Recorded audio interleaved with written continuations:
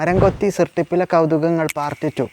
മനുഷ്യൻ്റെ തലച്ചോറിന് 1.5 കിലോഗ്രാം ഭാരമുണ്ട്. പക്ഷെ നമുക്കനുഭവപ്പെടുന്നത് വെറും 50 ഗ്രാം ഭാരം മാത്രമാണ്. അതിന് കാരണം നമ്മുടെ തലയോട്ടിക്കുള്ളിലുള്ള സെറിബ്രോ ഫൈനൽ ഫ്ലൂയിഡ് എന്ന CSF എന്ന ദ്രാവകമാണ്. നമ്മൾ ഓടുമ്പോൾ ചാടുമ്പോഴെല്ലാം നമ്മുടെ ബ്രെയിൻ ഈ CSF എന്ന ലിക്വിഡിൽ നീന്തുക മാത്രമാണ് ചെയ്യുന്നത്. എന്നാൽ 60-80 G-ഫോഴ്സിൽ സംഭവിക്കുന്ന പല അപകടങ്ങളിലും ബ്രെയിൻ ഈ CSF എന്ന ദ്രാവകത്തെ മറികടന്നുകൊണ്ട് തലയോട്ടിയുടെ ഭിത്തിൽ പോയി അടിക്കാറുണ്ട്. ഇങ്ങനെ കൺകഷൻ ഉണ്ടായി ഒരു വർഷം ലോകത്ത് 15 ലക്ഷത്തോളം ആളുകൾ മരണപ്പെടുന്നുണ്ട്. 10 G-ഫോഴ്സ് വരെ നമുക്ക് ബോധം കെടാതെ സഹിക്കാൻ കഴിയും. നമ്മളൊന്ന് തുമ്മുമ്പോൾ പോലും 3 G-ഫോഴ്സ് ആഘാതം മാത്രമാണ് ഉണ്ടാകുന്നത്. For every action there is A equal and opposite reaction എന്ന് ന്യൂട്ടന്റെ തേർഡിലോ മരംകൊത്തി 1200 G-ഫോഴ്സിൽ കൊത്തിയിട്ടും അതിനെ എങ്ങനെ ലഘൂകരിക്കുന്നു എന്നതിൽ നമ്മൾ കഴിഞ്ഞ വീഡിയോയിൽ പല കാര്യങ്ങളും പറഞ്ഞിരുന്നു. ഈ CSF എന്ന ലിക്വിഡ് മരംകൊത്തിയുടെ തലയോട്ടിക്കുള്ളിലും അല്പമുണ്ട്. അതിന്റെ ബ്രെയിനിന്റെ ഭാരം അതിനറിയാതിരിക്കാൻ വേണ്ടി. മനുഷ്യന്റെ സുരക്ഷയ്ക്ക് കൂടുതലാണ് വേണ്ടതെങ്കിൽ മരംകൊത്തിയുടെ സുരക്ഷയ്ക്ക് അത് കുറച്ചാണ് വേണ്ടത്. സാധാരണ പക്ഷിയുടെ കൊക്കും തലയോട്ടിയും തമ്മിൽ നേരിട്ട് ബന്ധമുള്ളതായാണ് കാണാറുള്ളത്. എന്നാൽ മരംകൊത്തിയുടെ കൊക്കിനും തലയോട്ടിക്കും ഇടയിൽ സ്പോഞ്ചി ബോൺ എന്ന സ്പോഞ്ച് പോലെയുള്ള